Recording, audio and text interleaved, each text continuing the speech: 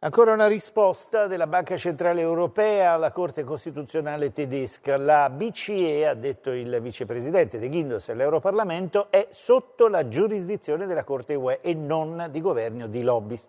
Poi l'annuncio: continueremo nella nostra politica di acquisto di titoli di Stato.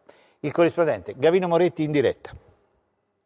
Sì, diciamo subito che la difesa dell'azione e dell'indipendenza della BCE è stata proprio al centro della relazione di De Guindos al Parlamento europeo. Il numero 2 della BCE è tornato sulla sentenza della Corte Costituzionale tedesca che aveva definito sproporzionato il programma di acquisto di titoli deciso dall'Eurotower e ha chiarito che la Banca Centrale Europea prende atto di questa sentenza, ma la BCE è sotto la giurisdizione della Corte di Giustizia Europea e continuerà quindi con la sua azione, il suo mandato che prevede la ricerca della stabilità dei prezzi e l'indipendenza dai governi e dalle lobby. Riferendosi poi alla recessione economica che ha colpito l'Europa a causa del coronavirus, De Guindos ha detto che andrà avanti il piano antipandemia deciso dall'Eurotower e dentro la fine dell'anno verranno acquistati titoli per 1.000 miliardi di euro emessi dai paesi della zona euro, riflettendo anche la linea annunciata anche questa mattina dalla Presidente della BCE Lagarde, che ha detto faremo tutto quanto in nostro potere per aiutare la zona euro a uscire da questa crisi. Da Bruxelles è tutto, linea a voi.